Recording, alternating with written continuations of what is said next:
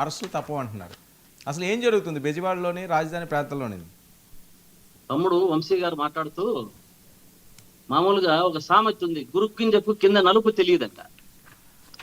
ఈ మూడు రాజధానులను గురించి వీరు గతంలో విష ప్రచారంగా చేసిండేది, కాలకోటి విష ప్రచారం చేశారు. వర్మగారు కాలకోటి విష ప్రకాశం చేశారు అప్పట్లో. తమ్ముడు వంశీ గారు చాలా హాస్యాస్పదంగా మాట్లాడాడు. గోదావరి ఫోటోలు తీసుకొని వచ్చి పెట్టారంట. అంటే గోదావరి పక్కన ఐకానిక్ సిటీ ఉందా, గోదావరి పక్కన హైకోర్టు ఉందా? ఒక్కసారి చిన్న వీడియో ప్లే చేస్తాను, చూడండి. ఇది చూసిన తర్వాత మాట్లాడదాం. వాళ్ళకి సేఫ్టీగా వాళ్ళు చేసుకోవటం, ఈ విధానంగా ఎక్కడికెక్కడికి కట్టలు వేయడం వలన కొండమీటి వాగు పూర్తి ఫ్లో లేకుండా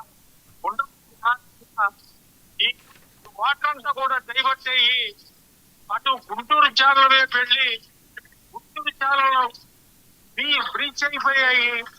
కాద గ్రామము, చిన్నకాకాని గ్రామము, అట్లాగే పొన్నూరు కాన్స్టిట్యూన్సీలో ఉన్న నిడమర్రు గ్రామం. ఇట్లా ఈ ఆ నీళ్ల పక్కన కనబడతాండే బిల్డింగ్లు హైకోర్టులు అవి కాదా తమ్ముడు అని అడుగుతున్నా. ఒకటి వర్మ గారు, నేను చేసేది ఏమంటే, గతంలో చంద్రబాబు నాయుడు గారు చేసిన పొరపాటు వల్ల, అంటే వారు గెలిచినప్పుడు 10 ఏళ్లకు మనకు రాజధాని ఇక్కడ పక్కాగా కట్టించుకొని విజయవాడలో రావాల్సిన పరిస్థితి మనం. కానీ చంద్రబాబు నాయుడు గారు ఓటుకు నేటు కేసు వల్ల భయపడి అక్కడి నుంచి పరిగెత్తుకొని వచ్చి ఇక్కడ ఏదో తాత్కాలిక రాజధాని చెప్పి చెప్పి చెప్పి ఏ సమయంలో చెప్పాడో గానీ అది తాత్కాలికంగానే నిలిచిపోతోంది. గతంలో ఆయన చెప్పినట్టు చేశాను. దీనికంతా కారణం ఏం తెలుసా?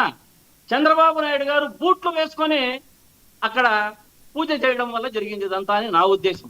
హిందువుల ఉద్దేశం అంతా కూడా అదే. వారు పాదరక్షలు వేసుకొని బూట్లు వేసుకొని రాజధానికి నిర్మాణానికి పూజ చేయడం వల్ల మనకు ఈ అరిష్టము, ఈ దరిద్రము చుట్టుకుంది మన మన మన రాష్ట్రానికంతా అనేది హిందువులందరికీ తెలుసు, మన రాష్ట్ర ప్రజలందరికీ తెలుసు. కానీ వర్మ గారు వీళ్ళు మాట్లాడేది ఉన్నది ఉన్నట్టుగా మాట్లాడితే, అంటే నీళ్లు ఉన్నాయా అంటే నీళ్లు లేదని చెప్తారు వీళ్ళు. అంటే దాన్ని సద్విమర్శల కింద తీసుకోవాలి కానీ విష ప్రచారం కింద తీసుకోవడం ఏంది? వీళ్ళు ఎంతమందిని లోపలేస్తారు? మీరు మాట్లాడే వాళ్ళందరినీ లోపలేస్తారా? మాట్లాడితే లోపలేస్తారా? మీకు జైల్లో పట్టేటట్టుకుంటే ప్రతి ఒక్కరూ మాట్లాడతారు. మీకు దగ్గరికి వచ్చిన టైము చెప్పినది చేసినట్టు చేయండి. రాజధాని నిర్మాణంలో అక్కడ ఏం జరుగుతా ఉందో చెప్పండి.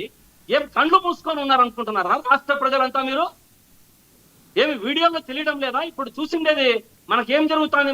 మన దీంతో వీడియోలో యూట్యూబ్ లో ఎక్కడ చూసినా ఇదే వస్తుంది. ఏదో గోదావరి పక్కన జరుగుతుందంటే ఎవరు చెవులు పని చేయకుండా ఉండలేదు, రాష్ట్ర ప్రజలు కళ్ళు లేకుండా ఉండలేదు. అందరూ కూడా అప్రమత్తంగా ఉన్నారు. మీరు చేసే పనులకు కరెక్ట్ టైంలో బుద్ధి చెప్తారు. మీరు అన్ని ఎంతమందిని లోపలేస్తారు? విష ప్రచారం కంటే మీరు కాలకోటి విష ప్రచారం చేశారు అప్పట్లో 3 రాజధానుల మీద. ఏం భయపడతారు అనుకుంటున్నారా ప్రజలు?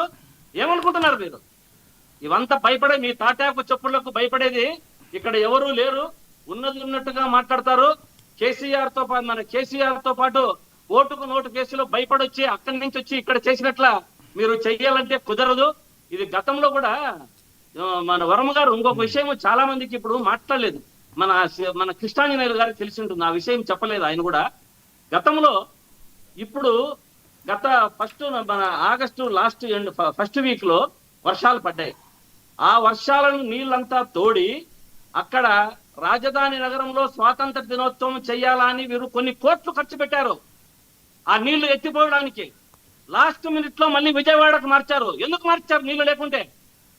చెప్పండి ఆ విషయం. ఏదో పిల్లి కళ్ళు మూసుకొని పాలు తాగుతుంది కానీ మీరు ఏం చెప్తే అది నమ్మడానికి ప్రజలు లేరు ఇక్కడ. ఆ డబ్బు ఎవరిదనుకుంటున్నారు? ఆ నీళ్లు తోడడానికి, అక్కడ స్వాతంత్ర దినోత్సవం అమరావతిలో జరపడానికి కొన్ని వేల కోట్లు ఖర్చు పెట్టారు. అన్ని డబ్బులు ఖర్చు పెట్టి ఎవరి సొమ్మని చేశారండి ఆ డబ్బులంతాను. ఏమనుకుంటున్నారు మీరు? దాన్ని మళ్ళీ లాస్ట్ మినిట్ లో తీసుకొని వచ్చి విజయవాడలో చేయడం జరిగింది.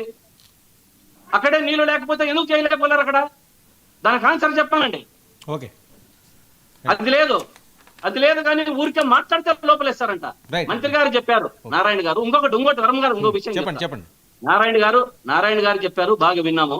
ఇంకొకటి, రాజధాని ప్రాంతం అంతా అది నల్లరేగడి నేలది. దాంట్లో నీళ్లు అంత తొందరగా ఆనవు, లోపలికి పోయే కొద్దీ చాలా గట్టు లోపలికి తీయాలి. అందుకనే కూడా కొన్ని మన రిపోర్ట్స్ లో కూడా అప్పుడు వచ్చిన దాంట్లో రాజధాని ప్రాంతము రాజధానికి సరిపోదు ఇప్పుడు ఉన్నది అని కూడా చాలా దీంతో రిపోర్ట్లలో కూడా రావడం జరిగింది. కానీ అదేదో మూర్ఖంగా దాని ఏదో మేము రాజధాని ఇక్కడే సొంత లాభాల కోసం మేము చేయాలా అన్నది చాలా కాదు సార్. wrong ఇది. ఇప్పుడు రాజధాని అక్కడ ఉండడానికి మీరు వ్యతిరేకమా? మేమేం వ్యతిరేకం కాదండి. మేము ఆయన 10 ఏళ్ళు ఇక్కడ ఉన్నప్పటి మనం హైదరాబాద్ లో ఉమ్మడి రాజధానిలో ఉండి